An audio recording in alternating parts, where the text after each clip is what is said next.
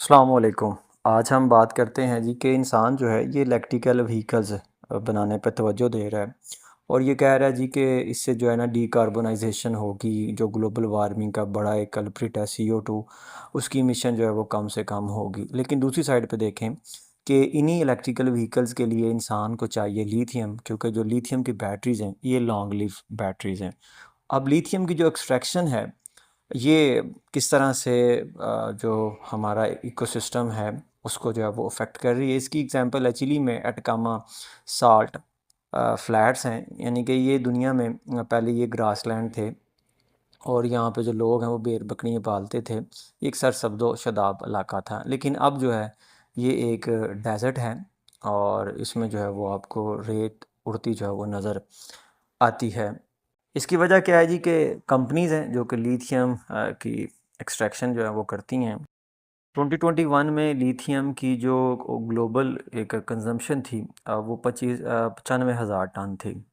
लेकिन 3 साल बाद 2024 में ये जो है 2,05,000 टन जो है वो थी, यानी कि इसके डबल से भी जो है वो ज़्यादा थी। और इसको रिपोर्ट किया था इंटरनेशनल एनर्जी एजेंसी IEA ने। और इसी हिसाब से जो प्रोडिक्शन है वो फिर ये की गई थी जी कि 2040 तक जो है इसकी जो ओवरऑल कंजम्पशन है ये 9 लाख टन जो है वो हो जाएगी, यानी कि 2021 से 10 गुना ज़्यादा। लेकिन ये इंसान का वतीरा रहा है, इंसान की बेबसी रही है कि वो एक मुश्किल को दूर करने के लिए जो है वो सलूशन ढूंढता है, तो उस सलूशन से जो है वो उससे भी ज़्यादा बड़ी जो है वो मुसीबत में फंस जाता है। इस वक्त दुनिया में ऑस्ट्रेलिया सबसे बड़ा प्रोड्यूसर है लिथियम का और उसके बाद जो है वो चिली की बारी आती है। और 2023 में चिली में ही जो है वो नेशनल लिथियम स्ट्रेटजी अडॉप्ट की गई थी, जिसमें जो है वो लिथियम के जो सारे के सारे इंडस्ट्री थी उसको नेशनलाइज किया गया था और उसमें प्राइवेट इन्वेस्टमेंट को जो है भी वो भी इनकरेज किया गया था। और टारगेट ये सेट किया गया था जी कि 2030 तक जो है वो 70% इसमें जो है वो इंक्रीज। अब होता ये है कि जी लिथियम एक्सट्रैक्शंस के लिए जो है वो अंडरग्राउंड जो ब्राइन वाटर है, यानी कि ब्रैकिश वाटर है वहाँ पे अंडरग्राउंड, उसको पहले पंप किया जाता है और सरफेस पे लाके वाटर को वेपोरेट करवाया जाता है, तो पीछे जो है वो साल्ट बच जाता है। जब एक्वीफर में वाटर जो है वो कम होता है तो डेजर्ट जो है वो एक्सपैंड होता है, जो वेजिटेशन है वो तबाह बर्बाद हो जाती है।